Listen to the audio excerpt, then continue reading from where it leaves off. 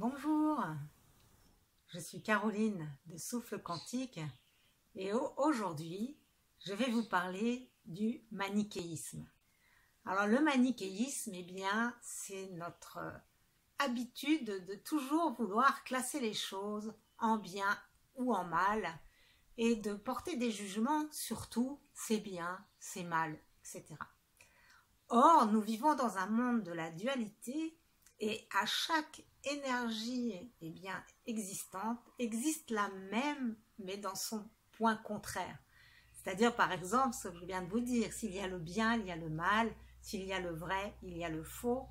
Et en passant notre temps à classer tout ce que nous ressentons, tout ce que nous voyons en beau, en laid, en bien, en mal, nous passons à côté de l'unité et nous créons beaucoup de conflits en nous parce que nous sommes nés avec absolument tous les archétypes des énergies possibles qui existent à l'intérieur de nous.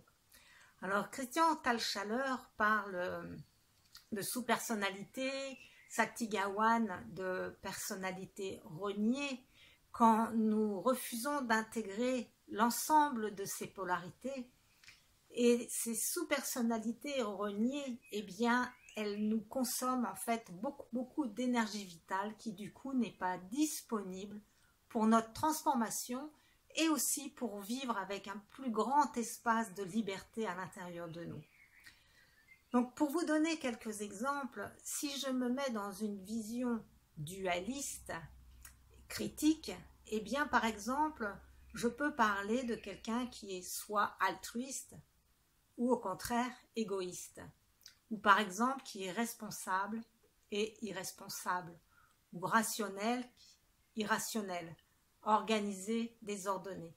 Et à chaque fois, je porte un jugement en fait sur ce que je considère un défaut comme faible, égoïste, désordonné, irresponsable. Et Saktigawan nous propose une vision inclusive en fait de toutes ces polarités, de manière à accepter que toutes ont leur raison d'être et que nous pouvons les accueillir de manière à qu'elles nous offrent un espace donc plus grand à l'intérieur de nous. Et donc, par exemple, quelqu'un d'égoïste, c'est quelqu'un qui sait prendre soin de lui. Quelqu'un qui est irresponsable, c'est quelqu'un qui est aussi insouciant. Quelqu'un qui est faible, c'est quelqu'un qui est vulnérable, qui sait se laisser toucher par son environnement, par ses proches. Et quelqu'un qui est irrationnel, c'est quelqu'un qui est intuitif. Donc à chaque fois, plutôt que de voir le défaut, nous pouvons mettre le curseur sur en fait la qualité à laquelle ce que nous voyons comme un défaut correspond. Et bien sûr, dans nos relations, les personnes qui vont le plus nous énerver, nous titiller, eh bien ce sont ces sous-personnalités que nous avons le plus reniées. Et si nous détestons le désordre, il est probable que nous rencontrions dans notre vie un compagnon ou un enfant particulièrement bordélique pour nous aider à intégrer cette polarité en nous.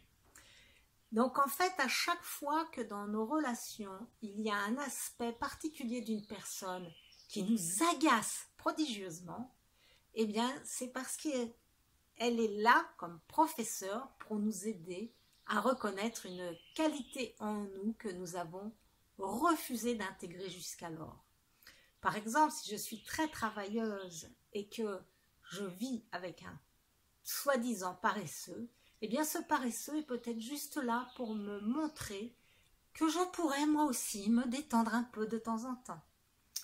Ou que si je vis avec quelqu'un qui est fortement dans le contrôle, qui veut toujours tout contrôler, eh bien il est peut-être là pour me dire que structurer un peu plus ma vie m'apporterait peut-être plus de facilité, je gérerais peut-être mieux mes comptes, enfin voilà, les idées sont multipliables à l'infini et vous avez beaucoup d'exemples dans un livre qui s'appelle La prospérité véritable de Saktigawan qui aide vraiment à nous ouvrir sur tous ces champs multiples de polarité de manière à les intégrer à l'intérieur de nous pour vivre plus libre, plus détendu, plus vaste dans ce corps limité que nous sommes venus incarner.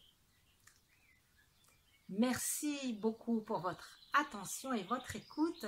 Et si cette vidéo vous a plu, merci de la partager et de la liker. Je vous souhaite une magnifique journée ou soirée.